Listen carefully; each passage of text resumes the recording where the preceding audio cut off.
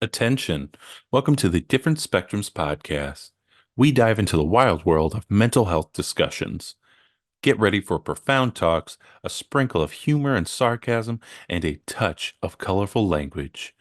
Just a quick heads up, our show reflects our individual opinions, which may not align with the standpoint of the podcast, our featured guests, or any related corporate entities.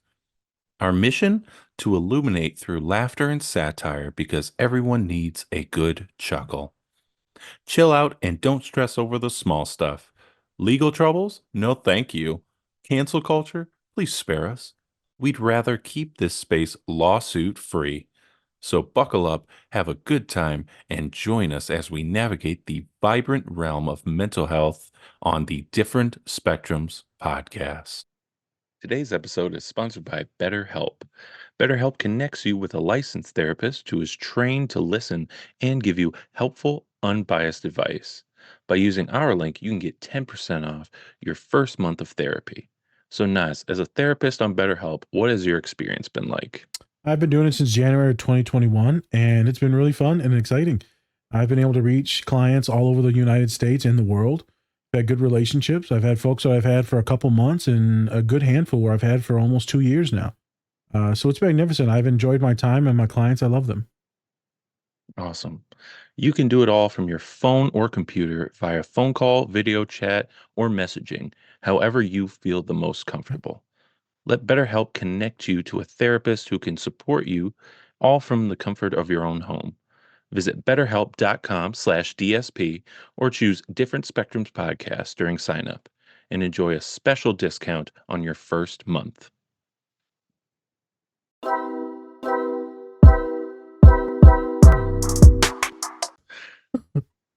Hey everybody, we back again. Hey, we're back. We're live. I'm Spencer. Of course, we have our licensed clinical therapist, Naz. Big Peppy. Oh, they call me Unc. Unc Nas. Oh no. Oh no. Don't go on Instagram Live. It's not going to be good. Nope. Michelle. All right. Anyways, remember, don't take us too seriously. Or do. Completely up to you. There you go. Also, don't forget to romp those likes for us. We'd really appreciate it. So, we have special guests for today. They are a founder and president of Dueling Minds, which is a nonprofit that supports those in the ADHD community. He is also a public speaker and a coach that you can work with on his own site called ADHDruids.com. There it is. Got it. Please welcome Michael Ruffin to the show. Welcome. Hello, hello. Thank you for having me. It's good to be here. I'm very honored. Here we go. Glad to have you. Been trying to sink my teeth into him for like a good year now. Yeah, no, it was a little bit of a ride to get here. It was. We'll talk about it though. Yeah. But you're here. How you sure will. How you feeling today? You okay today? Oh yeah, doing great. All right. Like things are going in all the right directions. So that's always good. That sounded pretty ADHD. They're going in all the right directions. Yes. Somehow the ducks are in a row. For now. For now. I like my autism in a row. Exactly. The autism is kind of taking the wheel a little bit right now. Okay. I'll kick it back to Spence. Kick it back to Spence. All right. So today we are covering the hit, long-standing show, One Piece. Yes, the legendary One Piece. We're going to be talking about a few things here, right? We're going to be talking about autism. We're going to be talking about ADHD. And we're also going to be talking about other great things. Oh my God. Oh, yeah. We're going to be talking about it all. But we have a great show lined up for everybody. Naz, anything before we get into the show? Excited to talk to Michael. Right, we've been knowing each other since like day one of Threads, which just had its anniversary. So these are one of the original OG spans where like we're all memeing each other and shit, and we don't even know each other, and yet we're tagging each other. And so I reached out to him a long time ago. And, we get busy. I get busy. They get busy. It is what it is. And I'm just glad to have them. We're going to talk about One Piece. I know it's a really big fan favorite for a lot of folks. A lot of folks that are neurodivergent, a lot of folks that are autistic. So I've been wanting to get to this for a while. So I'm glad we're doing that. We also might pivot and talk about being ace and what that means, because Michael also got some information on that and how that could be represented. But we're going to dig into these scenes. We're going to have some fun with these scenes. It's going to be an ADHD ride. As you know, whenever we have other folks that are ADHD and coaches, we tend to go on the little tangents. What did Dr. Matt call him? She always called him something. And when she tagged us in the reels, maybe it was just tangent or like little side quests. I like to call them, side quests. What side quests? We got to go on all the side quests and explore every nook and cranny before we partake in the main quest. I love a good nook and cranny now. I don't know. You got to get the nook and cranny. There's a good looking nook right there. You got to pay attention to them. You got to get in there. All right. Calm down, Shannon Sharp. All right. Oh my God. Just really excited. We're going to have some fun today, right? It's always good to have fun. So this might be a little bit lighter of a pod too, which is good because we got some heavy pods coming up in the next 2 months. Let's have some fun. Let's chop it up with the homie. Whoop, whoop. Do it. Whoop, whoop. Oh, wait, are you talking about me? You want me to talk? You got to whoop, whoop it. I got whoop whoop it. Oh, okay. Whoop whoop. Sorry. There you go. The brain went somewhere else. What is happening? I got distracted. Full autism panic. It was like, I was supposed to follow the rules. I didn't know what the rules were. It's fine. We do that on purpose to freak people out. Let's get to the show.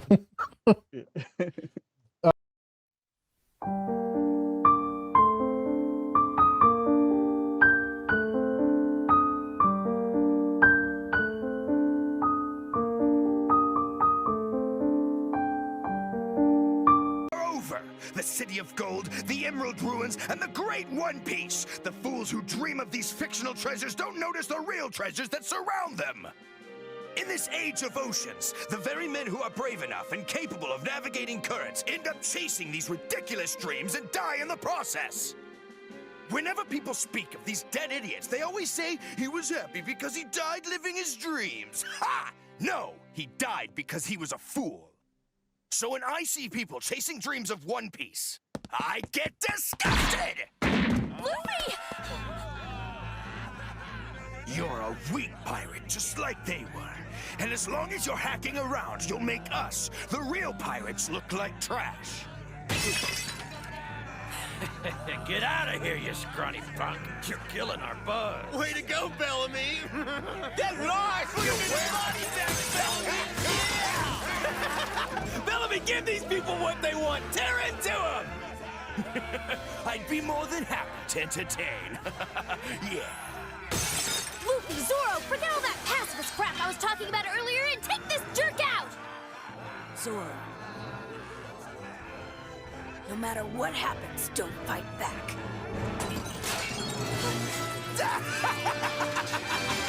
So, you're weak and you have no pride.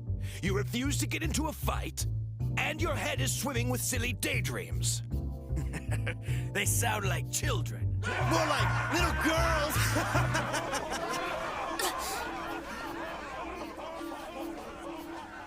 My work here is done. When I heard a bounty worth 30 mil was in town, I wondered what kind of a badass crook came with it. Needless to say, I'm more than a little let down. I'm bored with these cowards.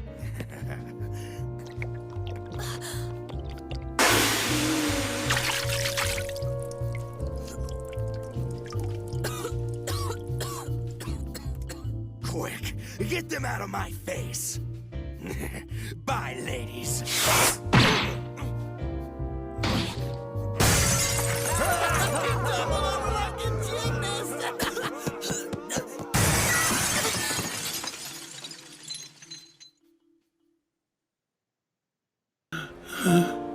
Straw Hat,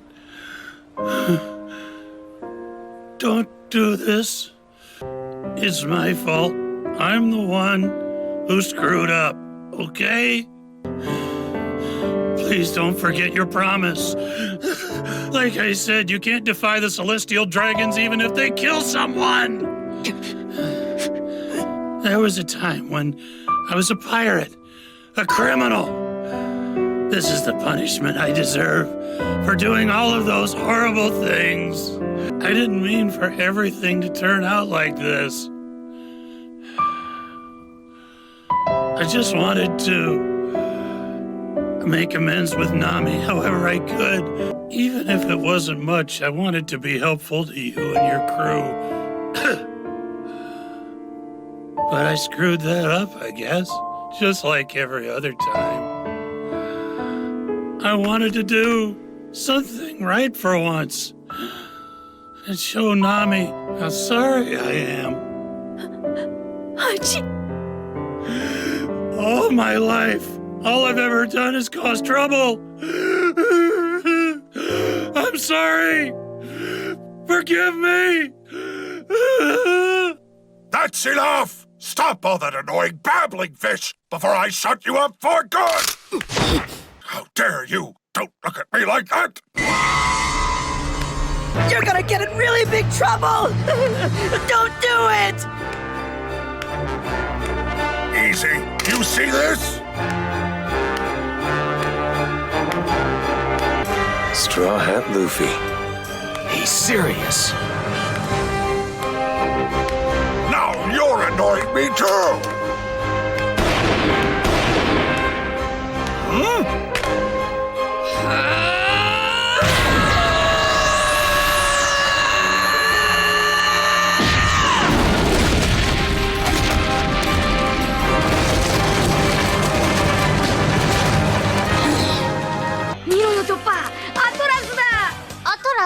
そうさ、アトラスとヘラクレスは世界中の人間の憧れなんだぞ。へえ、カブトムシが知らねえのかよ。めったに捕まえられねえんだ。ワンピースとどっちがすごいんだ？難しい。 Hey everyone, have you been looking for something to help you when you feel extra fidgety? How about when you have a sensory overload? Well, I'm here to introduce you to the Oh No Fidget Roller. It helps me regulate and also feel at ease.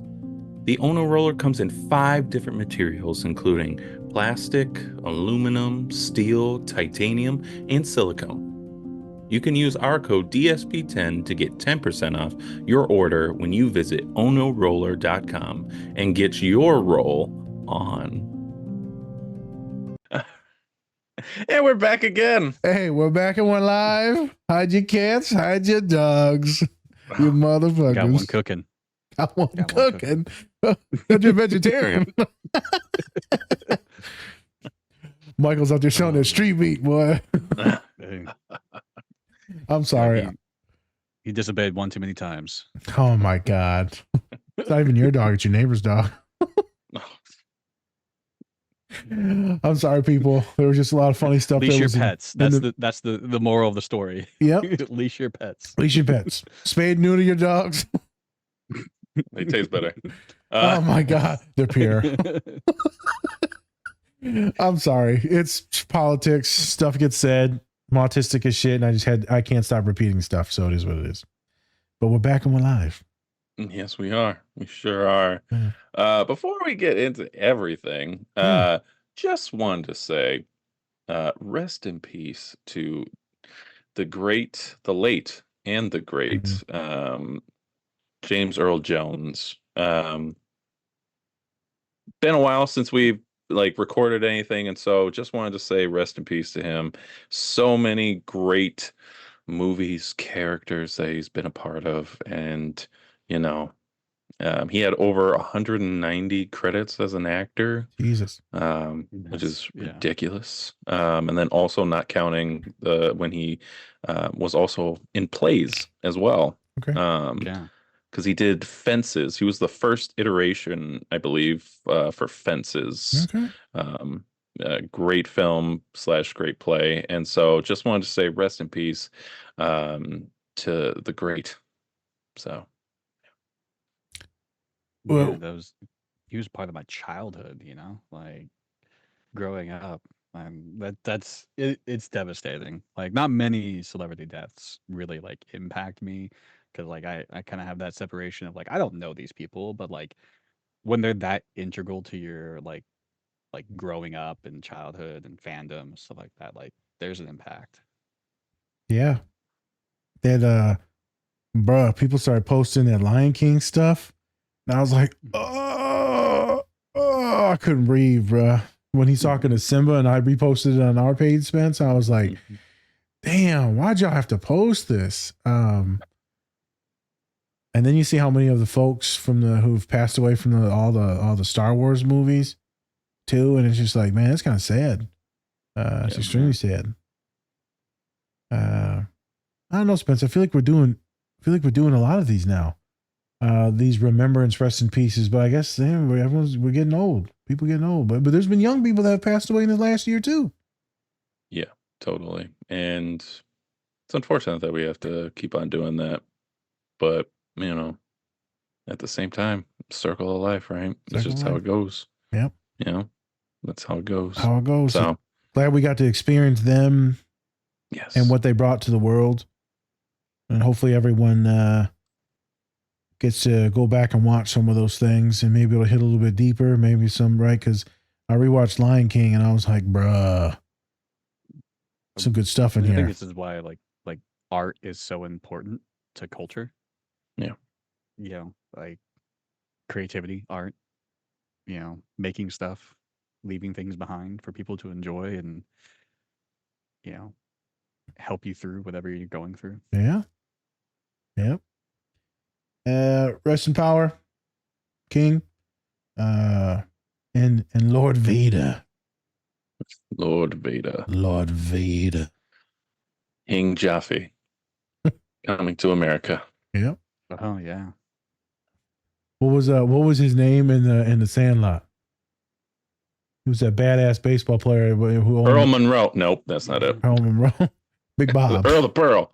His name was Earl the Pearl. All right. Was it? There you go. Yeah. No, it wasn't. But I'm actually looking at it right now. Yeah, It ahead. was Mr. Myrtle. Mr. Myrtle. Yeah, I wasn't gonna remember that shit. Did you just watch it? I did. I was just like, I'm like, what do we call him? The scary guy? Darth Vader, the blind guy who just steals baseballs for people. I know. The sweetest guy you ever meet in your entire life. It goes to show you. Don't judge a book by its cover. You bigots. Or their site. Oh, God. All right. Or the dog. Or the dog. We like to judge big people, big things, right? This is what we do. I'll be honest, though. I mean, if I saw a dog jump up like a shark coming out of the water, grabbing a baseball, I'd probably be scared too. I'm gonna be honest with you. I'll be scared too. I'm gonna say that's a demon. When he puts his hand on that ball and it's like massive, done. I was like, that ball's yours. It's like, it's yours now. I'm good. I would have never tried to go back in there. I'm good. Yeah. Signed by Babe Ruth. Gotta get it back, y'all. Gotta get it back. Anyways. One piece. Rest in peace, James Earl Jones. Yep. One of the greats. Yep. All right. So now, Michael, welcome to the show. Welcome. Glad to be here. Glad to have you. Yes. So can you give us just a little bit of who you are and what do you do? Oh, that's a very big question. Very big, very general, you bastard. You could be more specific. So what? No. I'm autistic. I need specific things. Nope. Broad. Well, there we go. That could be a good start. I'm late diagnosed, ADHD and autistic. Okay. And since my diagnosis, I have essentially made it my my career and everyone's problem to educate on ADHD and autism, and to help people that are seeking diagnosis, questioning whether they are ADHD or autistic. They have been diagnosed and they're going through the process of that post-diagnosis experience.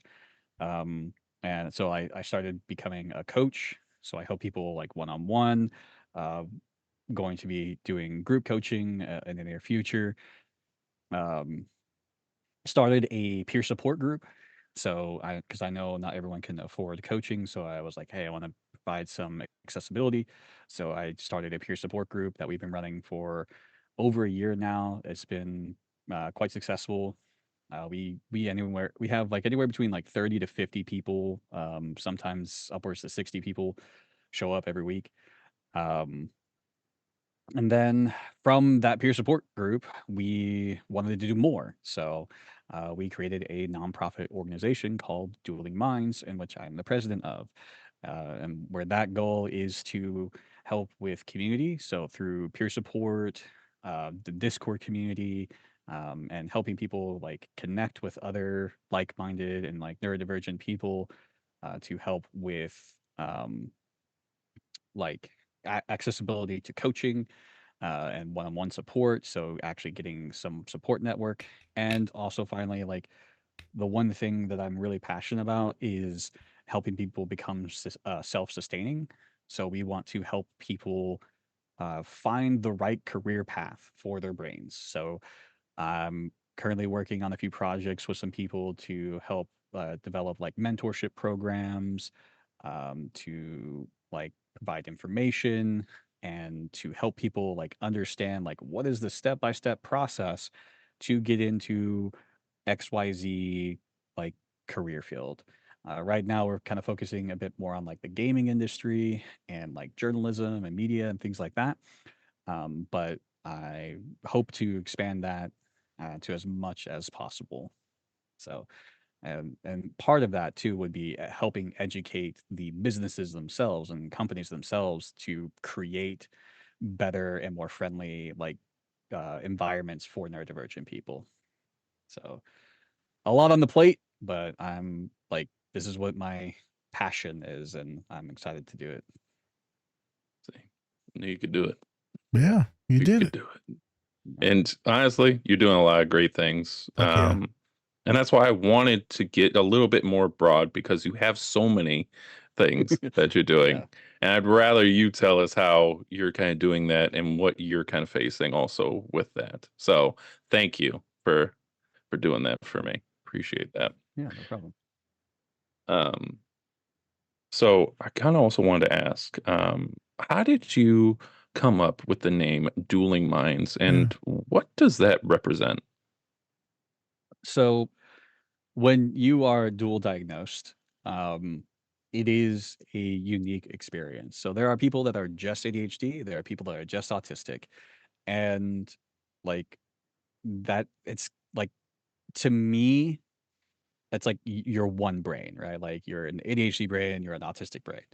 But when you are diagnosed with both, it's like you have two competing brains going at it, trying to figure out like how to manage that. Because with ADHD, you really, thrive on novelty, newness, you want seeking the dopamine. It's very heavily executive function struggles. And like, so like just getting things done, and like which can affect your memory and all these things. And then like on the autistic side, like you kind of thrive better in, routine and, sameness and predictability, and, you script things out, and, you know, have all these different struggles, that are very, very different. And so a lot of times that clashes. And there's a ton of resources out there for just ADHD and for just autism, but there's not a lot for the dual diagnosed, which we call ADHD. And so the name Dueling Minds is quite literally like, it's kind of on the nose, like your minds are dueling each other. They're fighting each other.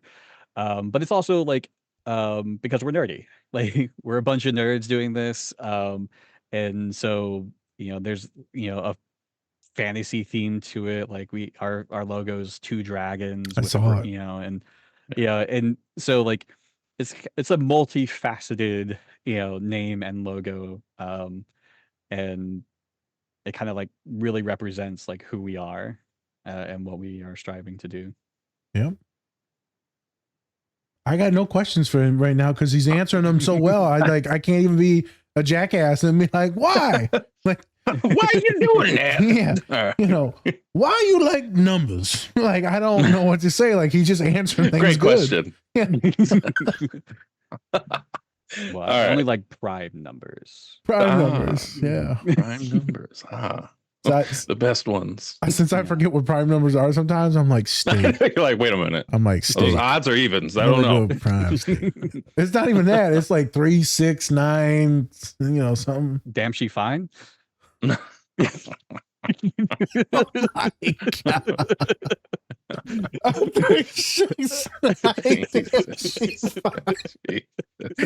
Oh damn. Okay. Well, you know, he's in our generation. All right. What else you got for us, Pappy? I don't know. Happy. All right. So in the last few years, we've really seen, I think, a significant number of people who are self-diagnosed kind of come out as such, like yourself. Yep. What are some of the resources or guidance that you wish you had when earlier in your life? Yeah, that's a good question. Honestly, the accessibility to information is a big one. Like, you know, a lot of people will complain like, "Oh, everyone's getting diagnosed these days," and like, it's because there's accessibility to information, right? Like with the rise of social media and TikTok, especially, a lot of people were talking about their experience. A lot of people were, you know, describing things, and and that to me was paramount because like I didn't know much about ADHD or autism Okay. growing up. You know, like most of my representation of both were through media, and now that I have the awareness, like those representations were like bad. Like they were just not good representations. They're very stereotypical and incomplete. And so like having that understanding, so I think if there was better information and better resources when I was younger, it would have helped a lot of those like moments where like, man, like something's wrong. I don't know what's wrong. Like I'm struggling like to make friends, or like I'm being really impulsive, or like I'm struggling financially. I can't hold down a job. Like I don't know what's going on. I just thought it was a me problem. And come to find out, like, oh no, it's not a me problem. It's like something going on with my brain, and I don't have the right support. So I think that is the biggest thing that I wish I had, was just like that access. A second ago, you said you used a different voice. And why was it like some old grumpy white man? You selected a Because grumpy white man. because it's usually old grumpy white people, that are at least what I come across. Like, Yeah. we didn't have this ADHD back when I was a kid, like, yes, you did, Grandpa. People just got beat for it. Like, like that's the thing, is like, especially if you look at like old diagnostic like criteria and like just like history of both ADHD and autism, like there's documentation of both in like the 1700s, the 1600s, like very, very far back. So it's always been around. We just have that awareness now. And the one like analogy that I really like, and I'm sure you probably heard it, is like the back in like what was like the 50s or 60s, like left-handedness was deemed like evil or the devil. Like if you wrote with your left hand, you were, like you were wrong. And so yeah, like the demonization and the suppression of people using their left hand, the percentage of left-handed people was very low. It was like 5% or something like that. And when people started becoming more aware, and that suppression started going away, and like acceptance started happening, and people talking about it and things like that, what happened? Like more people were left-handed, and it rose to like 15%. So it's like that's the era that we are in with ADHD and autism, is like the awareness is out there now. Like people are talking about it. the acceptance is happening. So we are in that uptick, and it will eventually level out. But right now, we're still in that awareness phase. We're still in that learning phase. Magnificent. Magnificent. I'm going to pivot and be a dumbass now. You see that this the devil. This the devil coming out, because we don't follow the Bible no more. So, all you autistic, you Satanists. Autistics. Your left-handedness and your pacing and your Legos. Motherfuckers, what you need is fruits and vegetables. What I've been seeing, you can cure autism with your gut health. What you need is some probiotics. Need some, was it Oppie? Or was it called the pop? You just need to run 5 miles a day.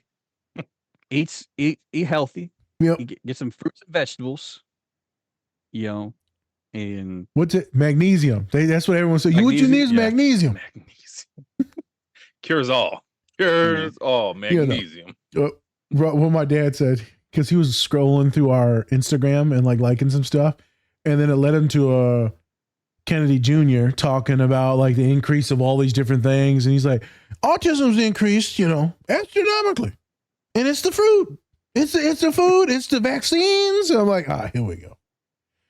I got my dad the RSV shot the other day, and he straight up curmudgeon, just, I'm not getting it, and then throws kind of a tantrum in there because he's he didn't want to get. I'm like, Dad, you fucking need it.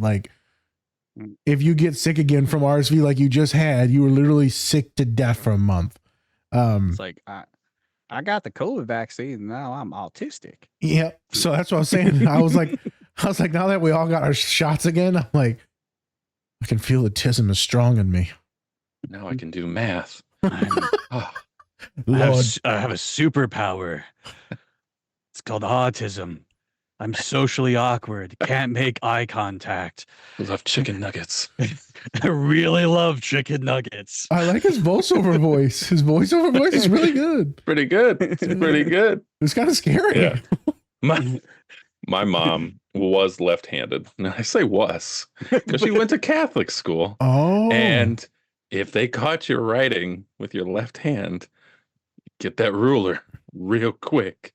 So she's ambidextrous, but at the same time, she's mainly right-handed now. And so we don't live in those. Thank God we don't live in those fucking times anymore. They're trying to bring them back, but whatever. Yeah. Yeah, just living in those times, if you were even trying to be so-called different, you would immediately just be tossed to the side. Expunged. So beaten. Yeah. That kid's weird. What you need to do is pray, honey. I'm black. I can't. What was that going to do? What the fuck? I'm sorry. I can't change this. Help me. Something ain't right with that boy. Something ain't right. I don't know what it is. Can't put my finger on it. That one's disabled. I'm not gonna say that word. No, but for real, bro. Really good topics that you bring up. So we're in this heightened place now of we're starting to get to this awareness. And we're doing this pod and we're starting to help some folks out with awareness, right? We're doing these talks at my work now. They're finally like, hey, maybe Nas knows what the fuck he's talking about. Yeah, you think maybe after all the followers and events and podcasts, all these major things and sponsorships, maybe I know what the fuck I'm talking about. A doctorate, a dissertation in autism, specifically among women. Maybe I know. But everyone's like, oh no, it's because you're brown, you don't know. And because you're ADHD and you talk shit and you sound like a dumbass half the time, you're probably stupid. Racism. Yep. But besides the point. So I think you're right. Eventually we'll plateau. I do not think we're anywhere near that. I think the numbers are still going to go up and up and up and up. Instead of 1 in 34, I'm not the best at math. I feel like it's more like 120, 1 in 15. But we'll see what comes up in the future. I'm glad our folks aren't being shamed into the corners. I'm glad that we're starting to seek help and services. I'm glad that the children are getting diagnosed now, which is leading a lot of parents to get diagnosed now.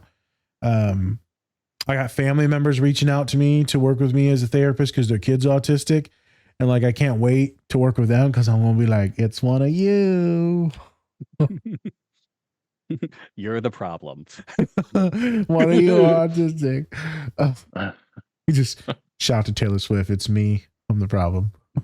Yep. Oh my god. And so it's just fun to be in this space, but also I know it's really hard for a lot of us, Michael, because there's a lot of pushback. You know, people are saying a lot of nasty shit in the comments. People question your intelligence, your credentials, your lived experience. I fucking question my lived experience. Yeah. But interesting. So I'm gonna pivot real quick to you because we were talking about, you know, this uber white man or just whatever, just people just being assholes. Not you being uber white man, the voice you were doing, people being assholes. And how do you deal with that when people come at you hot and heavy with, you know what you're talking about, or right, or they try to say this isn't autism, this isn't ADHD, this is everyone's like this, everyone's autistic. You think this is autism? Does that? And I'm saying, what do you say to them? I'm saying, how do you handle that like mentally? Because for me, I'm getting better at it now. Because Spencer's been like, who gives a fuck now? Because before I'd get like angry and I'd like get the zoomies and I'd be hyper focused and couldn't fucking sleep or think. Now I'm just like, oh well. How's it affect you? So my life has taught me the art of not giving a fuck. Like, and there's not to say that there haven't been moments where I'm like really heated because of the stupidity that people exhibit when trying to challenge something that is factual. But at the end of the day, it really is like, I'm not going to care about what people have to say and or their challenges or they, you know, like if they're not willing to learn, right? Like if you have a criticism of me and it is not specific, measurable, and actionable, I'm not going to listen to you. If yeah, like if you just come at me like you're wrong, okay, tell me why I'm wrong. Please. Yeah. I genuinely do want to know if I'm wrong. I genuinely like if I say something that is incorrect, I want to correct myself.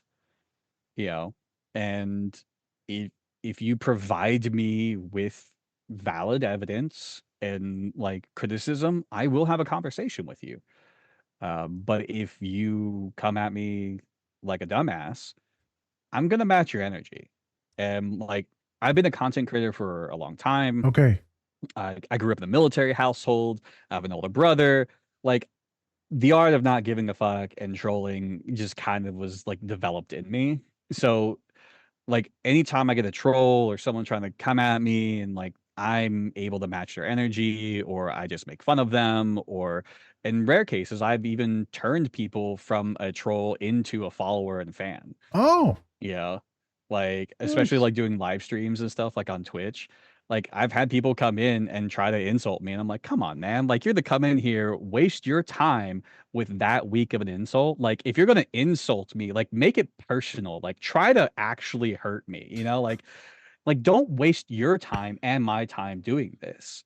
You know, and I just try to make it fun and like light in those situations. And sometimes they're like, "Hey, man, I'm sorry. Like, I was being an asshole." I'm like, "Yeah, you were. Like, maybe you should probably rethink your life." You know, and like, like, and why are you doing this stuff? Like, Damn, you put it on him, boy.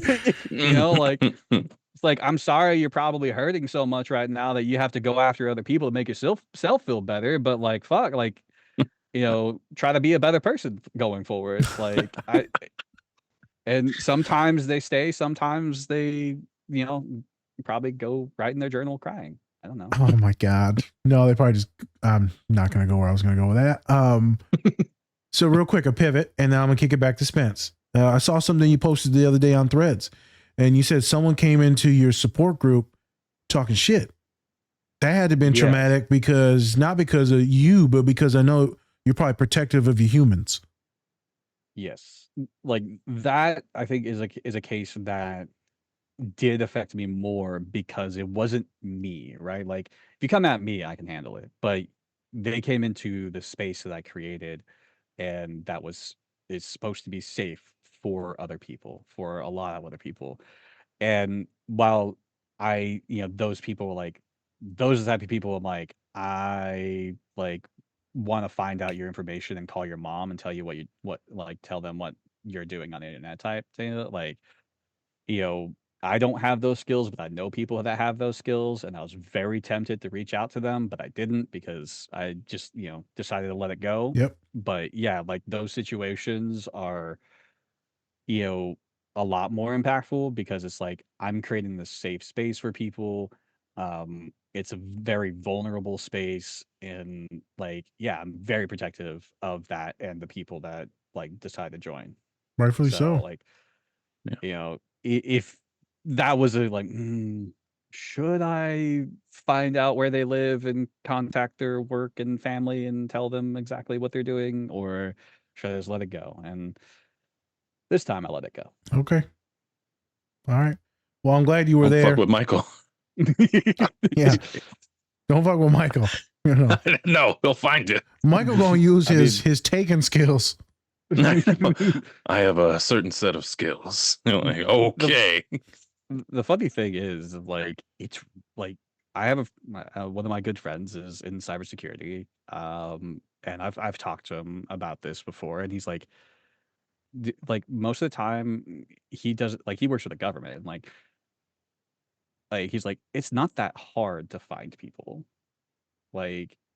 And honestly, I agree because I've known white girls with detective skills better than the police force. Like like one of my friends like would find all kinds of information on men and stuff. I'm like, how are you? This is all right. This is kind of terrifying. So really, it's not that difficult No. to find people. It actually doesn't take a lot of skill. It's honestly Google. A lot of deep So, diving. Yeah, but your friend also Yeah. got some tech savviness, so yeah, like he can help me point me in the right direction. Yeah. So, His tism. yeah. He got the tism, don't he? Surprisingly, he doesn't. Oh. Actually, he's one of my few neurotypical friends. So, Shout out. Okay. This is that moment where I go Schmidt from the last season. A white man. a white man. Yes. Are you from the statistic? Are you from the statistics? Okay. Thank you for that. I just want to talk about protectiveness because we're going to pivot into that to some clips later. Spence, I'm going to kick it back to you for any questions. Yeah. So this is a question that we've been asking most of our guests recently. Do you have any films or TV shows that you use to help regulate certain emotions that you're kind of going through?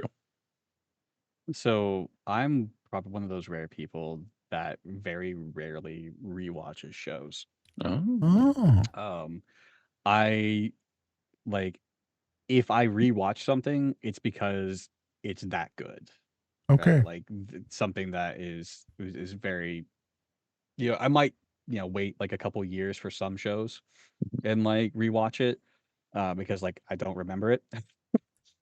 Or like I forgot a lot about this show. I Yep. want to rewatch it and like but yeah, like I don't use TV or like movies or anything for like regulatory purposes. I mostly actually listen to music. Like music is my go-to for Okay. that kind of thing. All right. What's and, something like, you listen to? What's your music, Pappy? So it cycles. So one of those things like where I said I listen to everything, like that's true. Like I have That's what white people say like, when they try to act cool. Like, I like the black people music too. Shut up. I love the hip hops. I'm joking. I'm joking, Michael. I mean, like I've listened to things like Hell Young, which is really difficult to describe because it's like very like spiritual, Okay. like like I forget the language that they speak. But like it's in like more Druina is more like Scandinavian music, but Okay. then like I also listen to like dark country, like gothic country music. I listen to metal. I listen to like ska, punk, rap. Like I literally like if you give me a piece of music, I will listen to it, and it's very rare that I don't like something. The main thing I don't like is like your stadium country, like your pop country, like that's kind of gross. Yeah. But yeah, like so yeah, I listen to just a lot of variety, and this is something I've thought about too, like because I'm autistic. One of my big struggles is alexithymia. So like expressing and understanding emotions and feeling and things like that, like music to me is like one of the best ways to help me process emotions. Um, and so like TV shows just don't do that as well Yeah. for me. There you go. Spence, we was in group therapy yesterday. Yesterday, one of my boys, if you're listening, because I know you're probably listening, you stalker, you perv. Magnificent human. Love this human. This human knows us.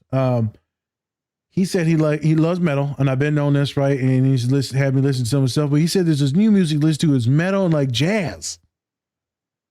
I forgot what the band was, but I feel like you might have heard of it. This genre, it's like a mixture of this metal and jazz. Yes, I have heard it. I don't remember the name of the band though, but yes, I have heard that. Like I like some of the like that obscure metal. Yeah. Like there's like pirate metal, dwarf metal. There's Are they doors doing the metal or no? It's just is it quieter than normal music? Is it the Lollipop Guild?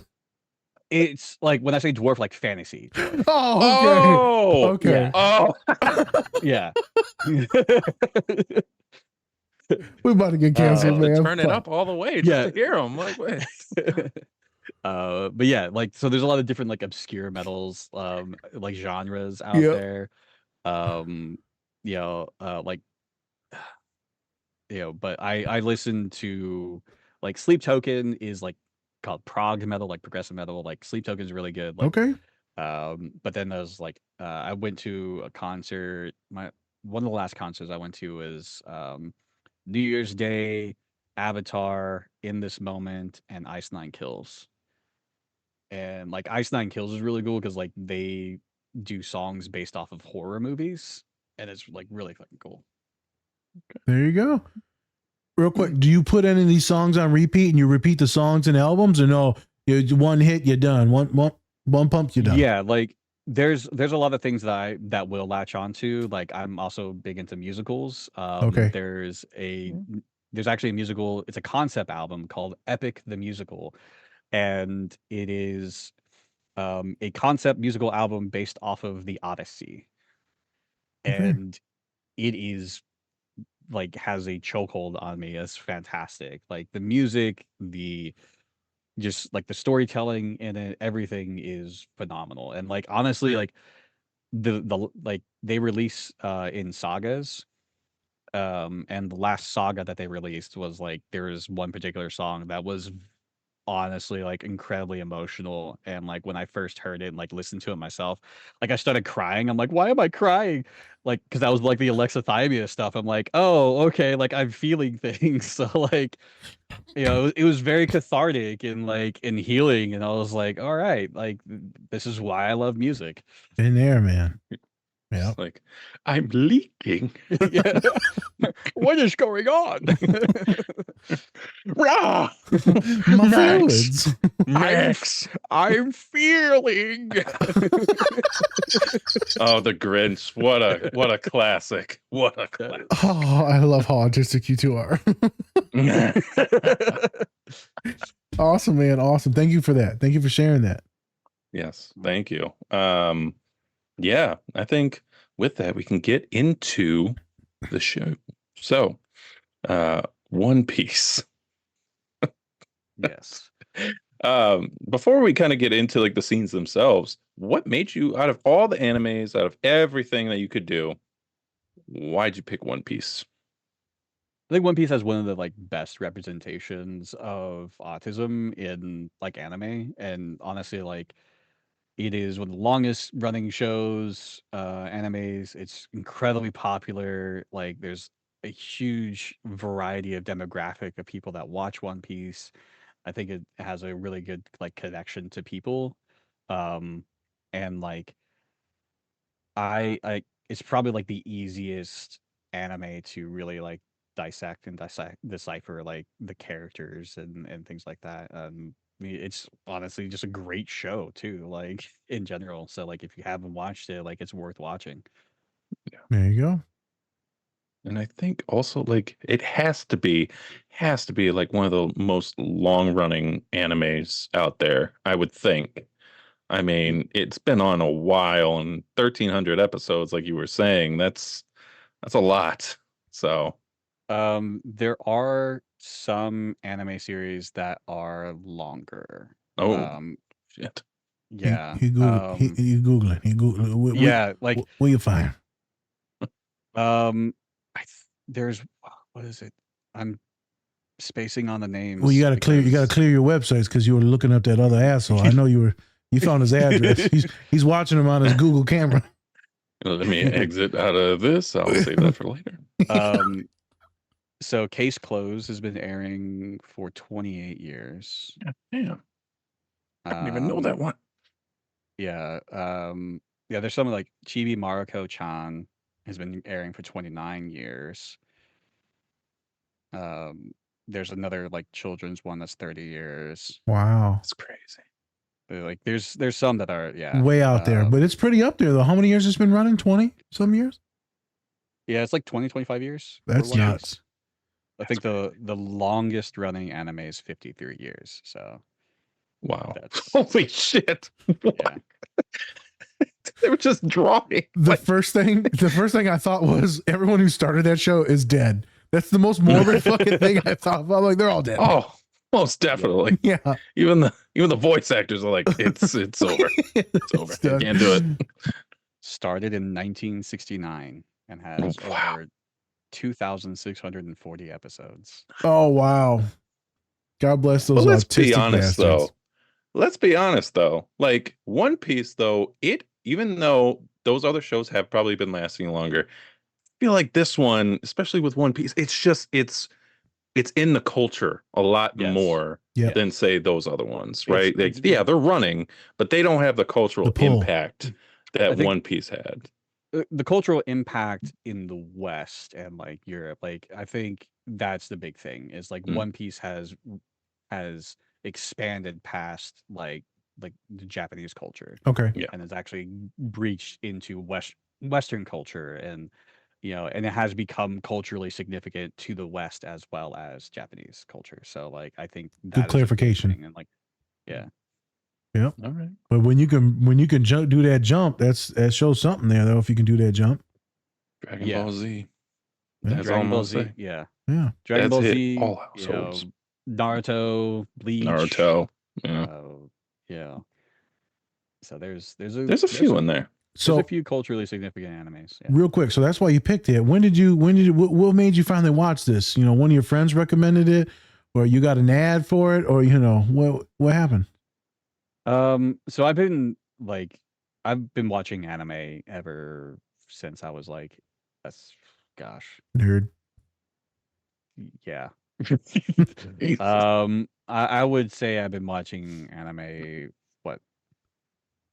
25, probably about as long as like One Piece has been going on. Okay. An original OG like Western anime watcher. Okay.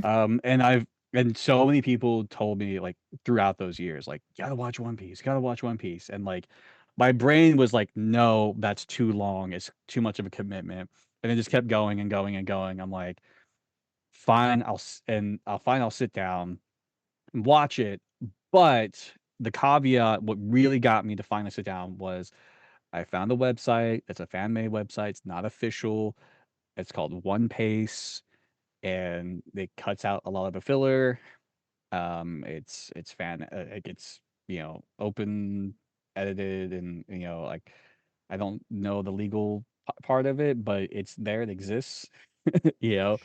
And some people may hate me for watching One Piece instead of One Piece, because they like you got to watch the pure anime. But I am very ADHD, and I just couldn't handle it, so I had to go with the route that cut out a lot of the very understimulating parts. Yeah, sometimes it's hard to handle the long piece. When sometimes it'll break it down. Sometimes you begin to like the long piece. Oh my god! It's all a New Girl reference. I'm sorry. Sure it is, buddy. Sure. I swear to God, That's what it you is. always say. You're like, it's a new girl. I swear to God, it was a tism. That's awesome though. I guarantee you, people are like, you're not a purist and this and that. I'm like, whatever. I mean, I watched the shit. So people are happy that I watch it and we're talking about it, but now that they know I watch One Piece, they're like, I don't like this person. I'm like, it's okay. It's fine. Again, I practice the art of not giving a fuck. So like, you can hate me. Yeah. Do you watch it dubbed? I'm like, yes, I do. Thank you. I do. I know when people make fun of me for watching dubbed, I'm like, I'm dyslexic and disabled, man. Just give me a break. I don't want to read words, bro. I just want to listen. Yes. So as a person that watches sub a lot, there is a very good argument to watch dub, and it's because like if you are not familiar with Japanese culture, if you're not familiar with Japanese like jokes and the innuendos and things like that, you're not going to enjoy sub because there's a lot of things in sub that you're just not going to get. There you go. Dub does westernize it a bit to make it like you can connect to the characters and you can get the jokes and things like that. Yeah. So it's a very logical and valid reason to watch dub over sub. But I'm one of those autistics that likes like history and studying different cultures. So I know a lot about the Japanese culture. So I can appreciate those things. There you go. There's nothing wrong with that. Nothing wrong with anybody who just watches subs too. It's, you know, but there are people out there, like, let's not judge people because they want to hear it in their own language. Let's not be angry at people like that, you know? I mean, there's some really good dubs out there too that I go back and rewatch an anime in the dub. You know, like the recent one, Solo Leveling. I would say watch the dub over the sub if you're a Western, like American. Like the Solo Leveling voice actor for dub, just like he put his full voice Ussie in that. Like just he went hard, and it's amazing. Can you do I feel like you're good in impressions. You got an impression? Oh gosh, I'm sorry. You're putting me on the spot. No, not honestly, not Okay. really, because like there's a lot of like yelling and like screaming and just like a lot of action in that.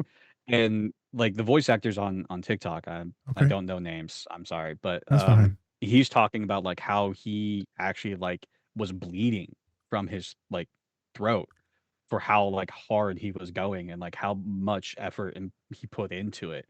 And so like, yeah, no, I don't want. No, we're not doing that. Like, no, I don't like yelling. Scream. No. But yeah, he went incredibly hard, and like it was like it's such a good like listen to just how well he does the character. There you go. All right. Let's get back on to the scene, the track side. That's a good little side. It will cause a side quest. Well, I like to call it we went on side quest. A side piece. That's my side piece. You just on a whole other thing, Shannon Sharp, today, aren't you? You know how hard it was for me when he kept saying he goes hard. I'm like, you know, he goes hard. No, you mean hard. He goes real hard. Yeah, it's it's all the biscuits and gravy. What's turning them biscuits and gravy? You fucking. I fucking love Michael, bro. Let's get out of here before everyone cancels me. All right. First scene. Before it gets too hard. First scene. First scene. No biscuits and gravy, just the first scene. All right. So, can you give us a little context to what's going on in this scene? What's happening? And what made you want to choose this scene? So, and the first thing I chose, it's probably one that doesn't like outright show autism unless you kind of have that awareness, and like once you understand more about autism, like it probably like you're like, oh yeah, that makes sense. So the scene is like Luffy is in a bar and he's getting made fun of, like he's getting told that he's like some low life pirate that's no name pirate, like he's not all that, and like this other pirate's like, I'm better than you, very posturing and just like absolutely like beating the shit out of Luffy, and Luffy's not fighting back and told Zoro not to fight back. And like the reason why I picked it, because like that kind of goes back to where like if you make fun of me, like I'm not gonna, like I don't care, like I'm just gonna be able to shrug it off, because like that's kind of like my rules that I live by, right? Like in autistic people, we really like our rules. We like our, you know, sense of justice, like a personal sense of justice, where, you know, what I find to be justified, I'm going to follow that. And I'm going to follow that to probably extreme, you know, ways, and sometimes to the detriment of myself. And so like that kind of like really showcases that in this scene. And you know, we were also talking about earlier, like the pain tolerance too. Like autistic people have high pain tolerances, and like, and Luffy definitely displays that. Yeah. When you talk about these rules, what are these rules? What are they connected to? Is it morals? Is it values? Is it ethics? Is it you know, I just like all the yellow M&Ms? Like, what are you talking about? So I get what you're talking about. You know, I'm just trying to lead you Yeah. into a good conversation. no, like, yeah, I get it. And like when it comes to rules, yeah, it's kind of the things that help our brains stay regulated, right? Like the things that we have to follow to make sure that we feel comfortable, that we're not too anxious. So yeah, it could be like I only yellow M&Ms. Like that could be one of those things. You know, it could be like if I, you know, take a shower, I have to listen to music, you know, because that helps with the regulation process of like the overstimulation. You know, it could be like the just the way we do things, you know, like when we approach a task, like we plan out that task and like we have to follow that.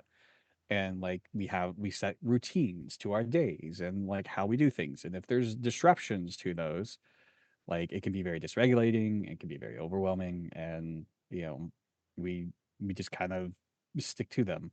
And it takes a lot for us to make those adjustments too. Yeah. Uh, so as everyone knows, right, I work in higher education, and that routine and rules is completely thrown off when you're freshman year.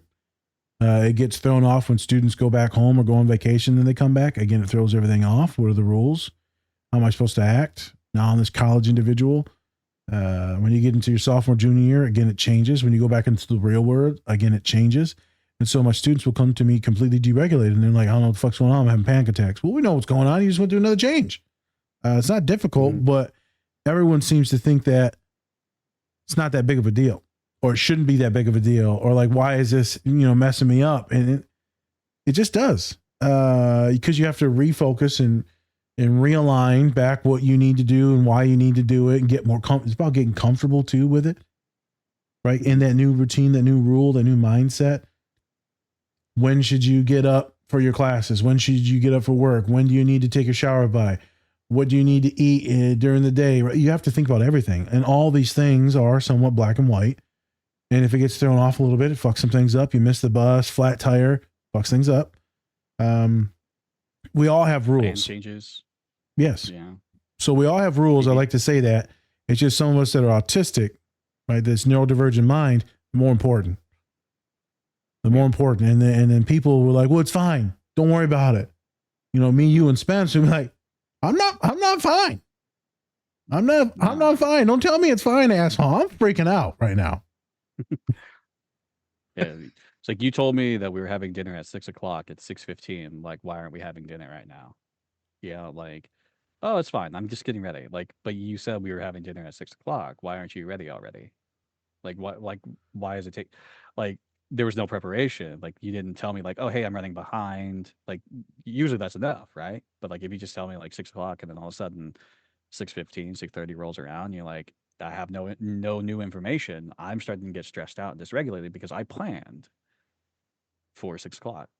Yeah, and then but there's no communication. There's no And communication. yeah, like lack of communication can frustrate anyone, but for us, it can be dysregulating. Yep. Like that can lead to a meltdown or a shutdown. So yeah. Spencer, you have any questions that you specifically for him about that scene? Because we talked about a few other things that he touched on lightly. No, I mean, like, I don't have a question. I just kind of want to say that I think it's also frustrating in that scenario too, is just the fact that they don't care, or they seem like they don't care about the fact that your time is precious, right? And so that can also be very frustrating because it doesn't seem like they're taking you seriously or your time seriously. And to be honest, for me especially, I think that's been one of the things that always frustrates me when like when they're running late. I'm just like, whoa, what's happening? Da da da, and they're just like, chill. I'm like, oh, okay, all right, oh, okay. Oh yeah, that'll settle me down. That'll settle me down. Let me Thank just you. stop being autistic. Let me just stop here. Yeah. I'll put my Legos down, all right, and then we'll. Let me release the demons. What the I need an old priest and a young priest. I need a young. I need an Irish one. That's what I need. I need a good old one. priest and a young priest. There you go. You got it. It was I'm forgetting the movie that we just referenced. The, Austin I'll let you- Powers. There you go. There you go. Yeah, Yep, there you Yeah. go. He was there. Fantastic. I was thinking. So with me, my students know, love them to death. They know I usually running. I'm running late, and so they planned it in their mind. Nas is running 7-10 minutes late, no matter what. The meeting's at 3. You know he probably ain't gonna come get me till 3:07. So they're pre-programmed already. Some of my clients, I know I need to get there at 3 because like they will legit be freaking out and like running to the front desk. Where the fuck is he? Where the fuck is he? So I try to be more, but I lose. I got that time blindness. I'm having a conversation. I ain't fucking paying attention to the clock. I'm sitting with you as a human. We're gonna rock out as humans and just talk. So today I went and got one of my humans, and she was like, "Why are you 3 minutes early?" She was fucked up. It was fucking hilarious. So the reverse happened. Like they were used to the routine of you being late, and then you fucked them up when you were early. What are you Bro, doing here? What are you doing here? Why's your big lumpy ass walking down the hallway now? I'm like, I got a doctor's appointment I got to go to, and I still got out late for the damn thing. I got him in early, and I still left late. I'm like, God damn it. I got tricked. That was just funny. Rules. So good point, Spence. Good point, Michael.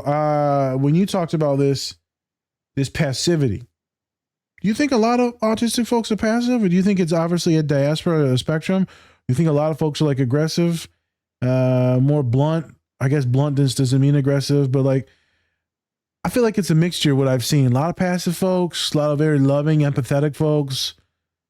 Never really get any very violent individuals. Maybe if you mix in a little bipolar disorder, but they're never like violent. But it depends. I wonder what was your opinion on that? Like this passivity, just letting shit happen. I think, a lot of our experiences can be very traumatic, and that can ingrain some passivity to it.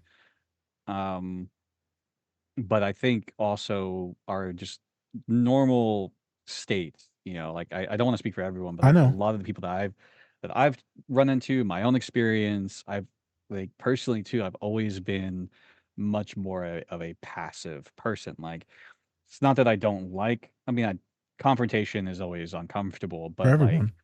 I don't necessarily like violence. I don't want to be violent. I don't necessarily like being angry. I don't like, the anger was, trauma reasons was an issue for Yep. me. But like, you know, from what I experienced, yeah, I think a lot of autistic people tend to be a lot more on the being a pacifist, like Yep. not wanting to like be violent, not wanting to resort to violence. Let me clarify it I real do- quick. Let me clarify. So passive and also and having the boundaries pushed by people. So now let's get away from the violence. I feel like a lot of folks that are autistic allow their boundaries to be pushed more and more and more, maybe than neurotypicals. I think that's true. And there's probably like there's two sides of the coin too. Like on like with our boundaries being pushed, I think a lot of it is we're very trusting typically. Good point.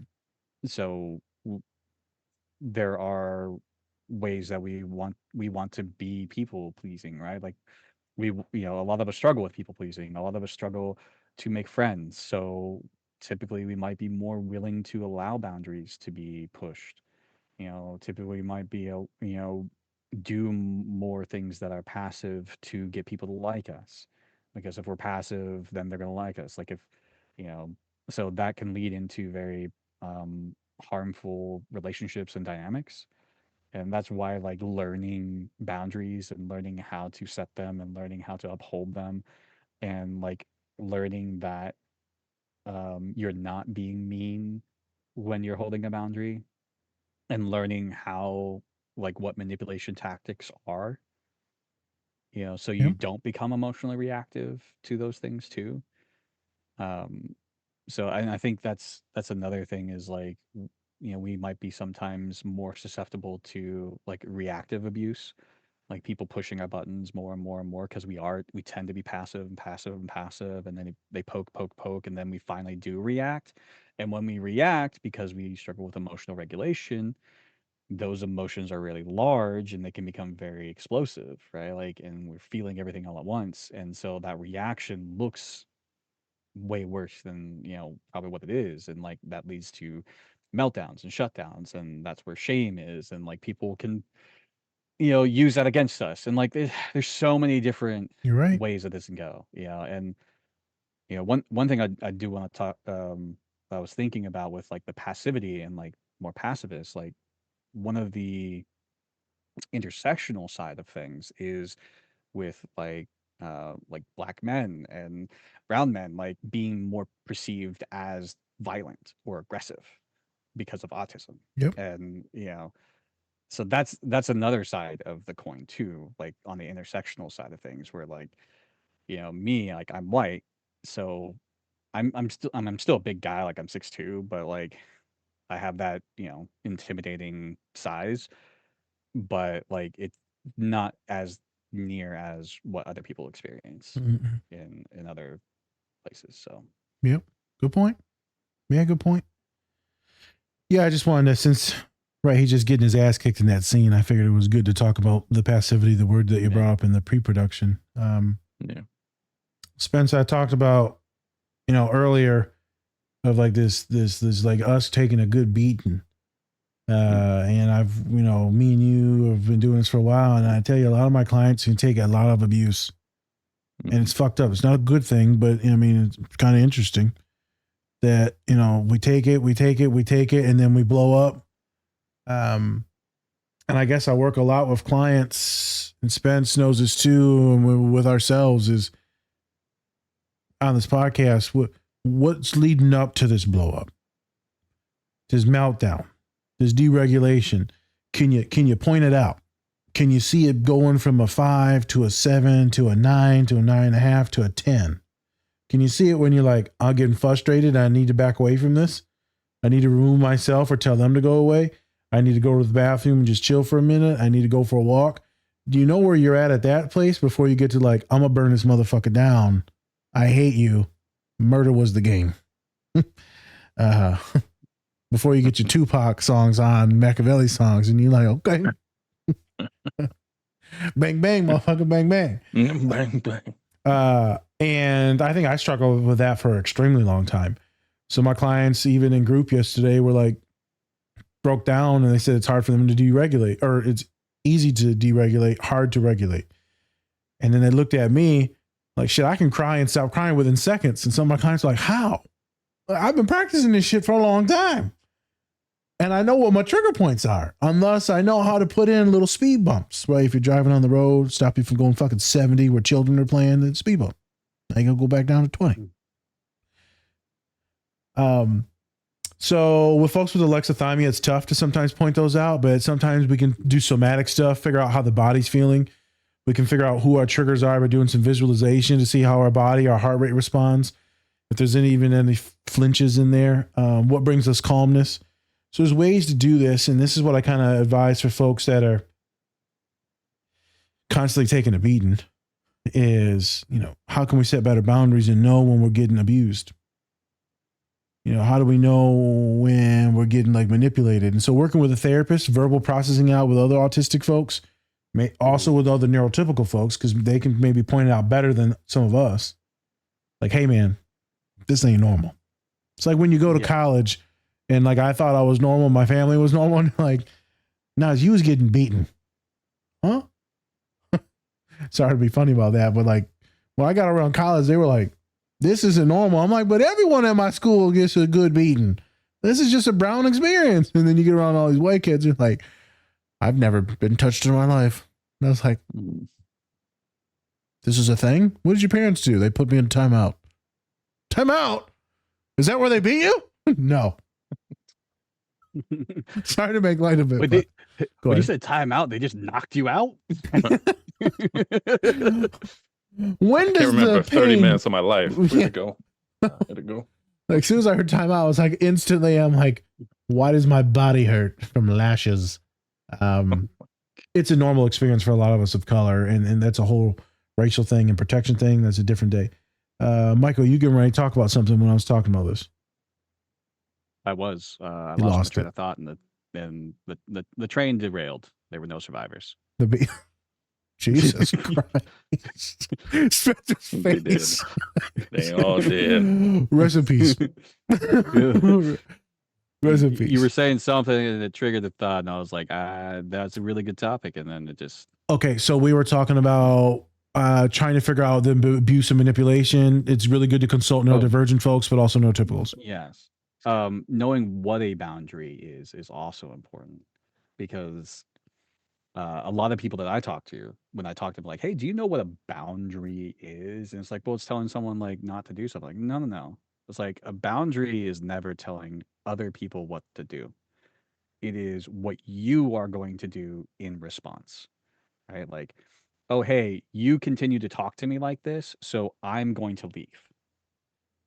You know, and it's not saying like you have to stop talking to me like this. It's just as you continue, I'm going to disengage. I'm going to leave. What are your As limits? this thing continues. Yeah.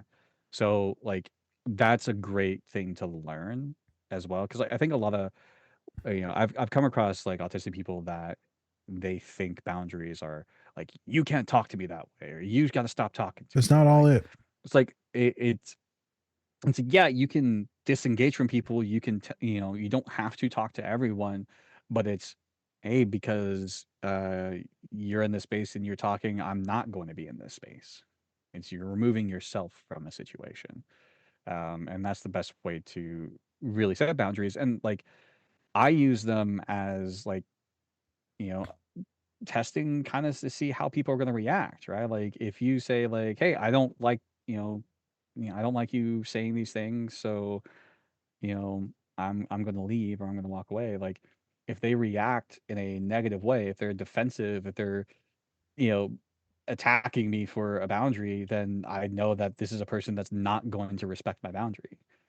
Yeah. Yeah. Ever, right? Like, but if they respond with like, "Oh, I'm sorry, I didn't know," and like they make an effort to change, then like that gives me information on like, okay, like maybe this person didn't understand or whatever, and like I can have interactions with them.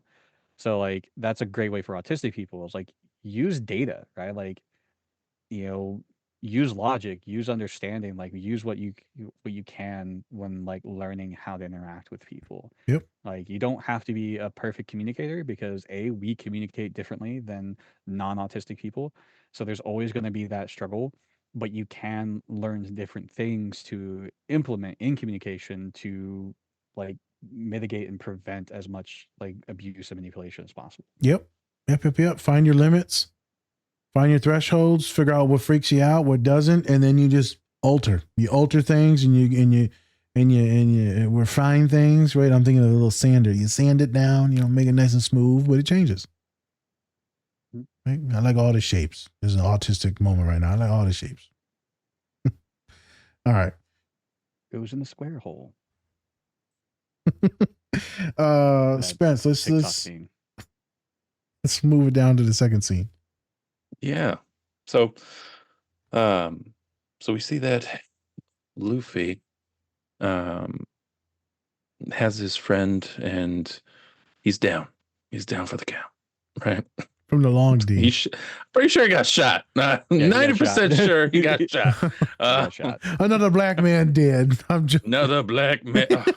I'm sorry. Don't say That's that. so bad. I know. That's so bad. Oh, Jesus. I had to catch myself. I was about to go into it.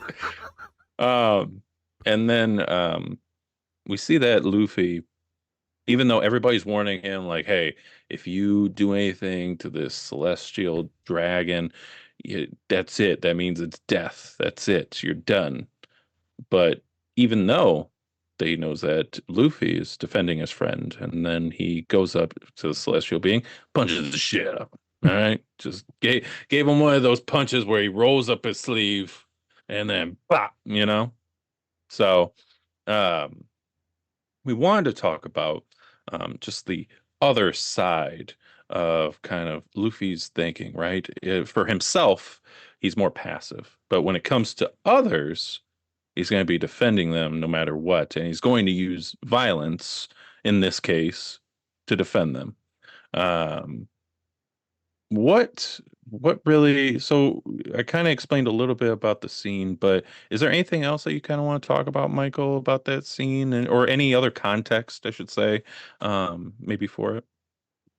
Yeah, I mean, that's kind of, the other side of the coin of like justice sensitivity, like what we perceive as just, right? Like, and we tend to be more defensive of the people that we care about than we defend ourselves. And like that's a consistent trait with Luffy throughout all of One Piece. Okay. Like, if he considers you a friend, he's gonna go above and beyond for you. Like that's his rule, right? Like you're a friend, I'm gonna protect you, I'm gonna take care of you. I'm not gonna let you do stupid things, right? Like I'm not gonna let you get hurt. Um, and in addition to this situation, like a lot of autistic people don't care about hierarchy, and that's kind of that situation. Like leading up to this scene, like Luffy never understood also like why the celestial dragons were such a big threat. Like everyone would have this big scared reaction and he would always be like, what's going on? Like it's just a person, right? Like, and that is an experience that a lot of us face is like it doesn't matter what your rank is, it doesn't matter who you think you are, we're gonna treat you like any other person, right? Like everyone is equal. And that can definitely be a difficult experience, especially in the workplace. I know I've had experiences of managers like thinking I was being defiant or, getting mad at me or pissed off because I would talk to them like a person and not like my boss, you know? And people trying to like throw their authority around on me, and I'm like, "Who the fuck do you think you are?" And they're like, "Well, I'm this person." Like, again, who the fuck do you think you are? Like, you're a person to me. Like, I don't care about your title, right? Like, if you want me to respect me, then you're gonna have to earn that respect. You're gonna have to show me why you are a person in this position, you know? Otherwise, I'm going to treat you like another coworker. And this is like a perfect, example of that. Like, he doesn't care that it's a celestial dragon, that it's gonna, you know, have consequences. Like he hurt his friend, and he's gonna do something about it. I got something for you. Not a Punch. What is it? a punch. It's a gun. Here's a gun. About a January 6th, your ass. Oh my.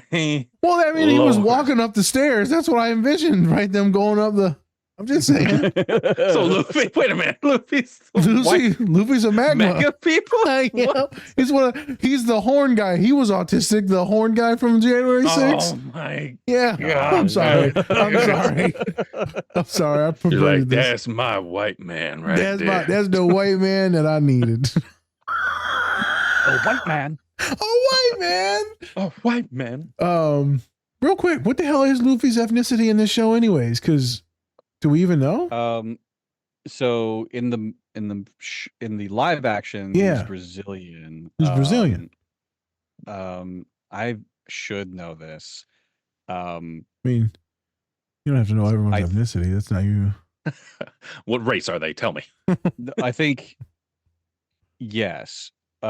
He's just- Oda, the writer, has said Brazilian. Okay. I think in the show is he Brazilian in the show? In the I live have no action? idea. He's definitely. Oh, the live I action. feel Yeah. bad for not knowing this. You're good. But yeah, So like that's one thing about One Piece too, that it actually is pretty diverse. Like It is. Luffy's Brazilian, Zoro's Japanese, Nami's Swedish, Usopp is African, Sanji's French, Chopper's Canadian, Love it. Robin's Russian, Frankie's American, Brooke is Austrian, and Jinbei is Indian. Wow. Look at them. So They're just checking all the boxes, bastards. It kind of also explains why people love it, because you have a character for at least everybody. Yep. Right. I mean, not just personality wise, but then you also have ethnicity wise too. Yep. Representation, boy. Yeah. Where was I going with this? Before I went on this stupid side quest. Jesus. What race are they? I want to know. What wasn't that? I started off with the January 6th thing. Jesus Christ. You sure did. I know. I lost the train of fucking thought. there were no survivors. I know. So I'm looking at this scene, right? And there's one thing I want to get to in a second is with the actual character that's hurt and shot, what he's saying, because there's some really good like mental health stuff in there. But you look at this protective factor and you look how like big it gets when it's like our loved ones, siblings, our best friends, like here, me and Spence, get very protective. I thought I was a protective individual. And then I remember walking with my niece through like this little forest thing out in San Antonio, just me and Salim. And then someone was walking up on us and I was like, oh my God, why am I like visualizing as this autistic, hyperphantasic individual, like violence right now? And like, I'm like figuring out how am I going to protect this? And we're just walking in the forest, but it was scary. You're walking in the forest, random white dude, camouflage. I'm like, we're all Mexican. I'm like, I mean, we're fucked. We're screwed. That's big. Yeah. That's big. So protective, definitely a big thing amongst everyone that I know in my family, but not just me, my father as well, and how I've been raised. I think it gets intense for me because the visualizations pick up unless you can feel it. It's like physical, the things that I may even see. And so some folks may see that. Like, what would you do if someone hurt your friend? And some of my students will be like, I will fucking freak out. Some of us are just like in it. If you tell us that trigger thing, we will zone out and lock in on that visualization. So I just want to make mention of that. When you talk about like Luffy, you know, being this autistic coded character, right? This individual.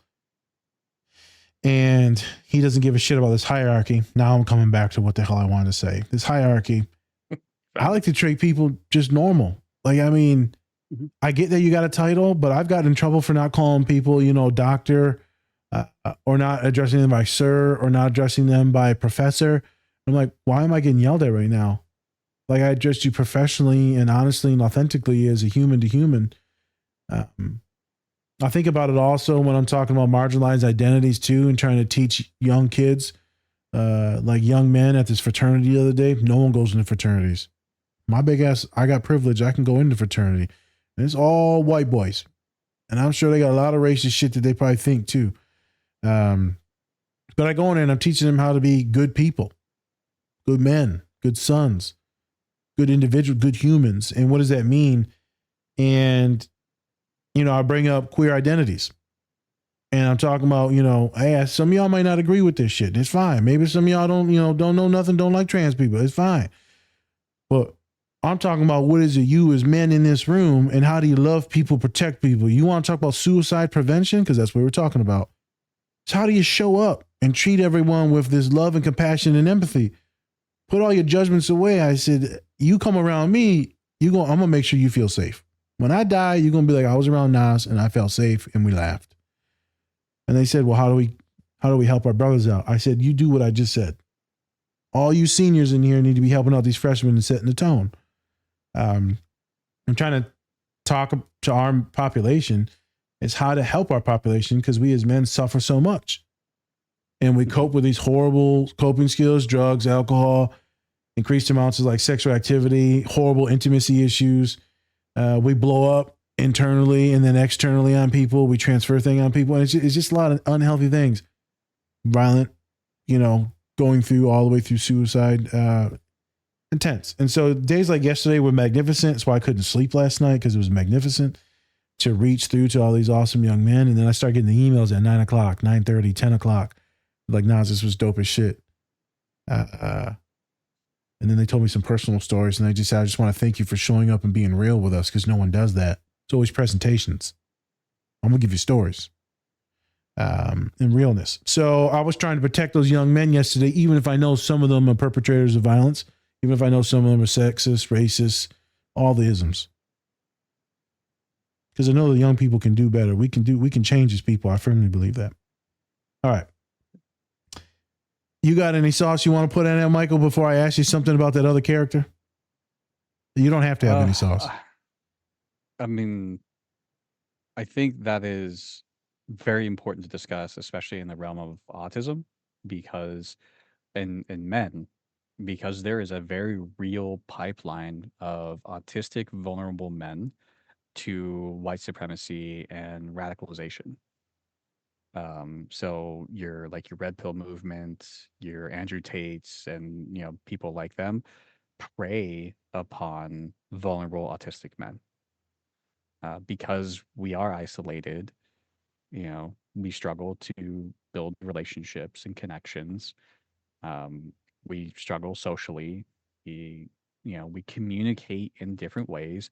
We struggle with alexithymia and emotions. Yep. And, we're in a society where men's mental health is, a crisis. Like, there's not a lot of safe spaces for men to explore emotions.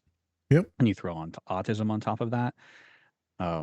So yeah, like there's a lot of need for compassion and curiosity when it comes to like men's mental health, especially in autistic men, because, when you're in environments where, you have people like Andrew Tate that are giving you community, because that's what they do is like they bring you in and they give you the community that you're desperately looking for.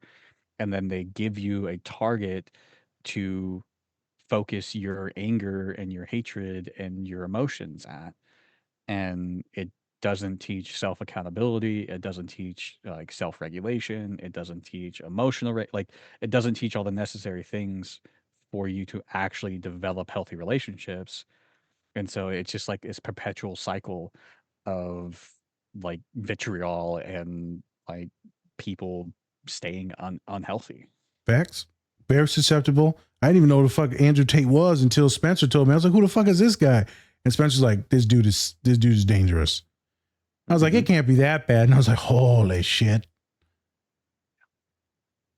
Did you know about him way back in the day or no? Me? Yeah, because I didn't know about him until he came back onto like Twitter and all that. I didn't know him back in the day, like when he was doing like MMA or whatever. Yeah. But you'd see him in like different videos and stuff like that, popping up here and there, and you're like, who the hell is this bald dude with the sunglasses on? And then they started talking, and you're just like, oh, okay, I see. See, like, I see. The one thing that like Andrew Tate is very overt about his hatred of women. Yep. But then you have people like Jordan Peterson, who's very covert about his hatred of women and a lot of like different, like very toxic and radical thinking. And because he's an educated person, he's intelligent, he is relatable, and he says a lot of like really good things, but then he kind of breaches into places where it's like, this is not healthy thinking, and like it's very easy to be susceptible to those types of people as well. Spencer, do you know who that person is he just mentioned? Jordan Peterson? I didn't know who this person is. Real quick, my nephew sent me something. Highly educated lawyer out of Georgetown, one of the best fucking law schools in the world. And he sent me this stuff. He said, Nas, what do you think? I said, okay. Because I'm always skeptical. I don't really trust no one on social media. I don't really, because I'm like, why are you posting this shit? And I'm looking at it, I'm like, sus. And he's like, why is it sus? Sends me another video, sus. And I'm like, well, and then more. And he's like, well, you're not giving him a chance. I said, no, the shit that he's saying is cultish. The shit that he's saying is harming other men and other people. So, Michael, this is a good topic to talk about because other women and folks that listen to this should know too. Who the hell is this Michael Peterson guy? How the hell, why are you talking about him? Like Jordan Peterson? Yeah. Jordan, not Michael Peterson. Yeah. That Michael Peterson's a good guy. I don't know who that guy is. Who fuck with Michael Peterson. Peterson? Yeah, that's a good white man. I'm just trying to sell houses in this market. Let's talk about that real quick. But yeah, Jordan Peterson is like A therapist. like this. Yeah. Well, No? Psychologist? I mean, he is, Yeah. but like not a very good one. But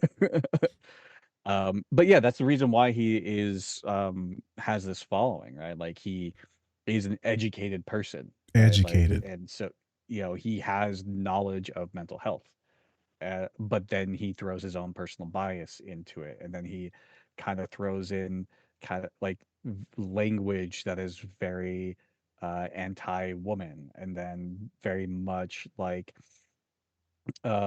masculine alpha type, presenting things like that. So like but he speaks in a way that unless you know what you're looking for, you start agreeing, right? Like, and your example is like, oh, you're not giving him a chance. Like, that's kind of how you get roped into it, is because he says just enough right things to get you pulled in, and you start listening, and you start agreeing, and and there you go. Like, you start kind of exhibiting some more like behaviors that are like, oh, I'm a man, I should be manly, and very binary gender roles type stuff, Yep. and so it especially for people that are autistic, like it can that's a pipeline, right? And like there's some things with Jordan Peterson that are very like kind of white supremacy, and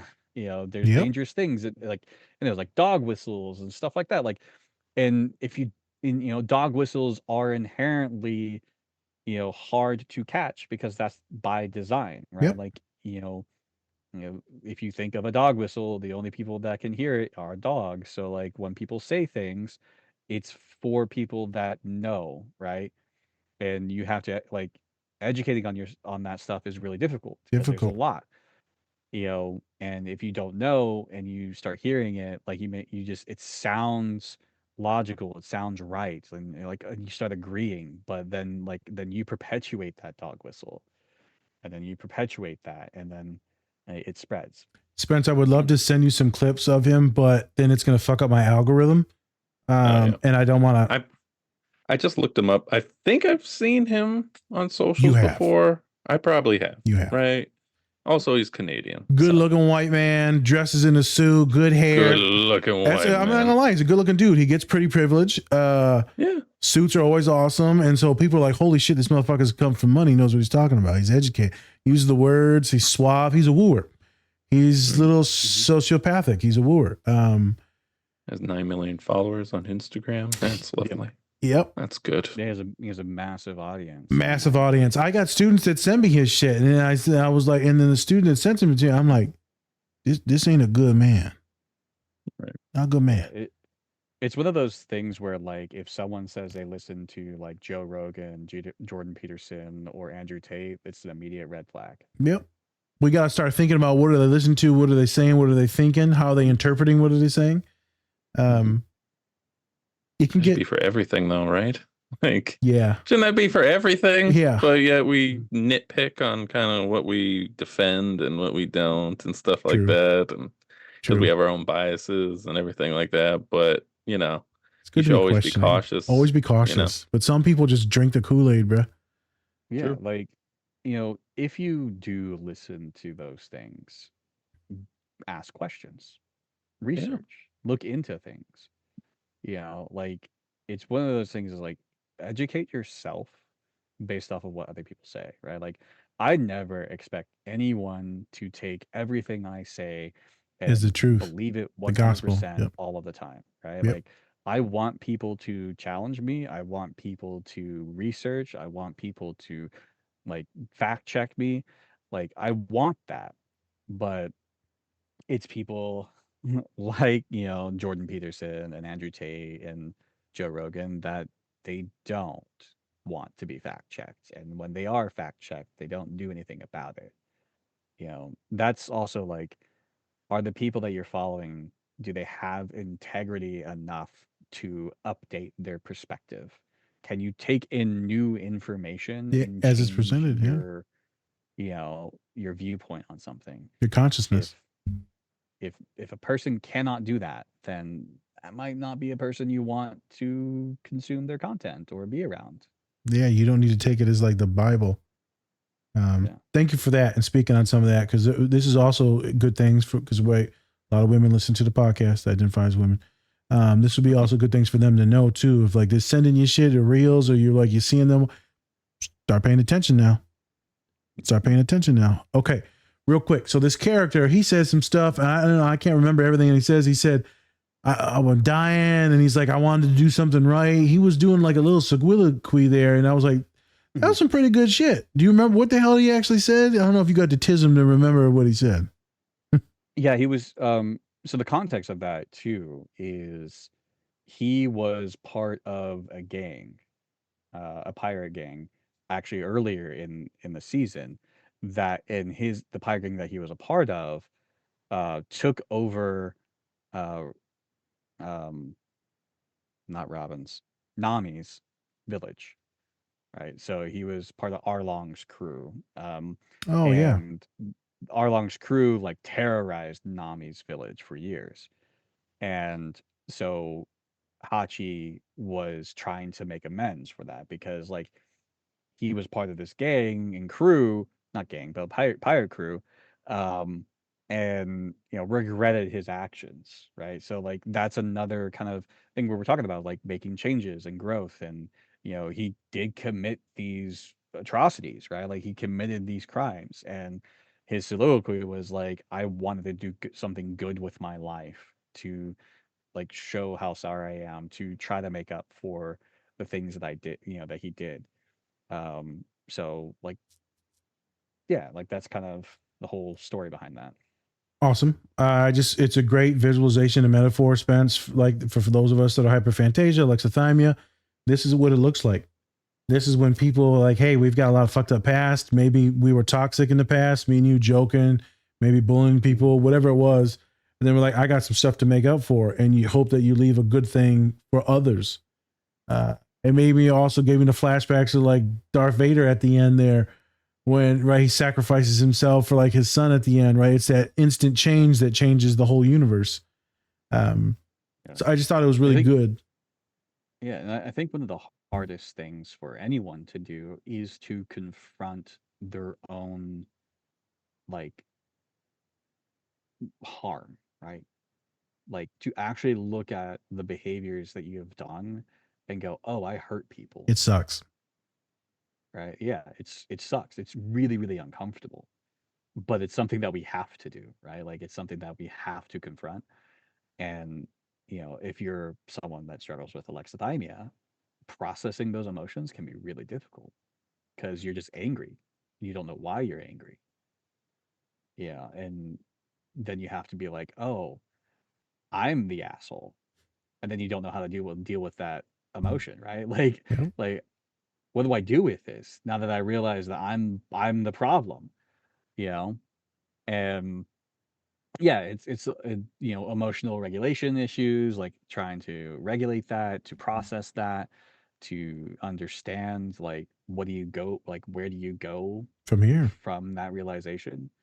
Like it's like I don't know what to do with this. Like how do I make amends? Like what like do I go to the people that I hurt and apologize to them? Which honestly is most likely the wrong thing to do because most people that you hurt don't want to ever see you again. So how do you get closure?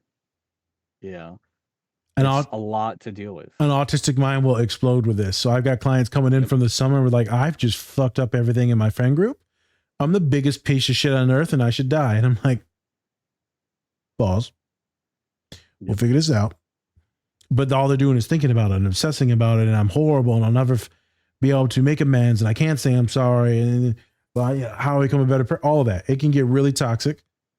But eventually you'll get through it and past it and they'll grow and they'll learn. Hopefully they seek consultation. Right. My clients are working with me. Spence, I mean, yesterday was a wild day. I fucked up in group therapy like horrifically yesterday. And then I had the client come in today. I was like, we need to talk. Because I didn't think it was going to be that bad, but whatever. It's a communication error. Didn't want fully informed consent of why I wanted the one client to join group therapy instead of individual. Person got really hurt. A lot of stuff happened. It's fine. It changed the dynamic and how they came in a group, which was, fine. But then it blew up. Everything's handled and fixed now. It took me 24 hours to fix it all. But bro, I had to go in there and apologize. I hurt this individual. This individual thought I was throwing them away or that I was mad at them, that I was going to treat them like a bunch of other white counselors, this brown individual. And I'm like, nah, homie, I put you in there with all my other kids that I love.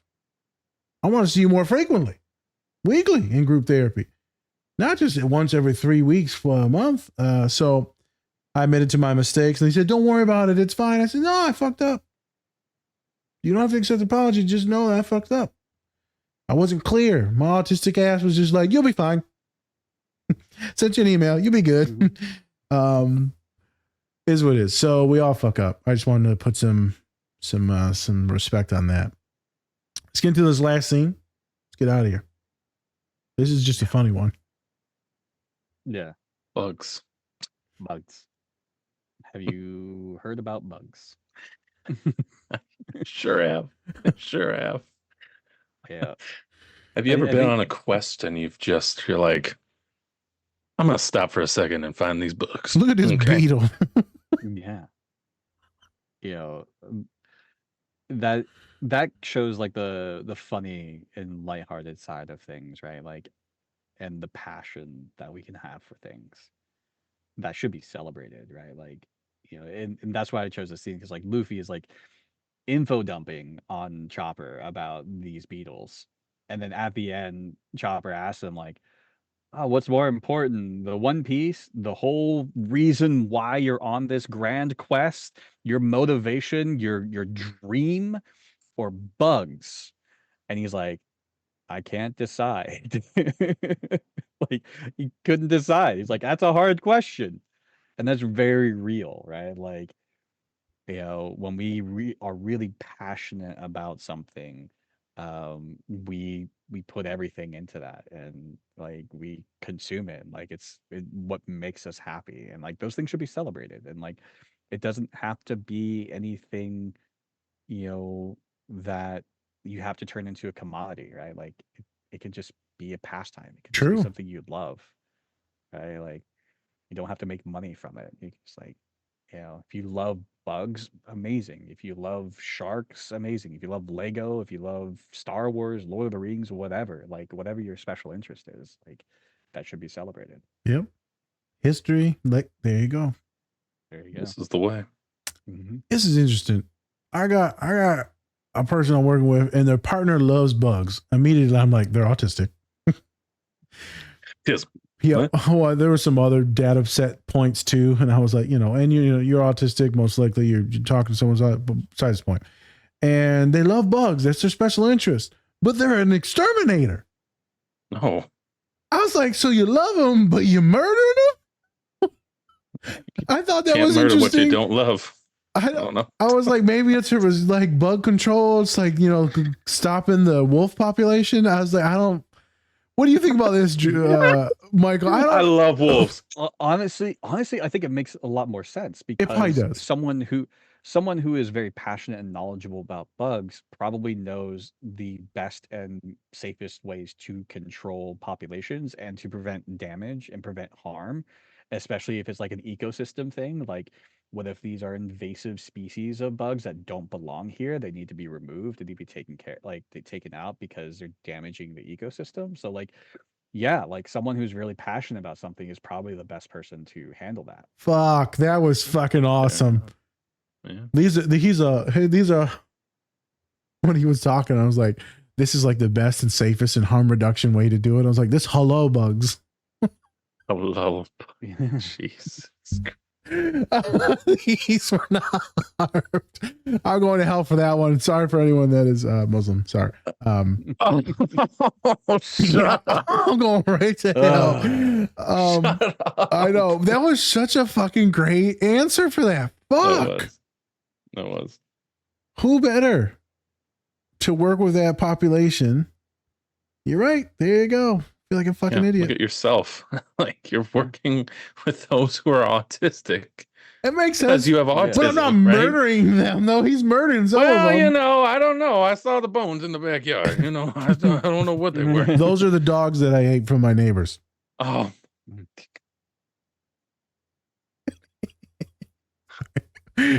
Michael's like, Now I'm hungry. I know who you telling. either one dog or dinosaur chicken nuggets. I don't know which one. I don't know. So this is why my last piece is I have a lot of magnificent humans that I work with, and they love their special interest, but sometimes that special interest that when they're talking and info dumping could go too long, and other people are like, hey, this is narcissistic, or you're boring, or whatever it is, or they're too much. And sometimes I'll tell them, are you talking to another person that's neurodivergent or not?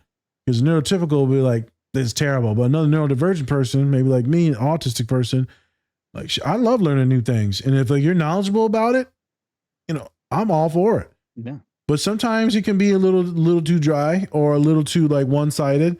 But like sometimes, man, when it's really educational, I'm like, oh, there's like one person I'm thinking of here. Spencer actually met him during when my homie came over for like Thanksgiving, the big boy. Oh, yeah.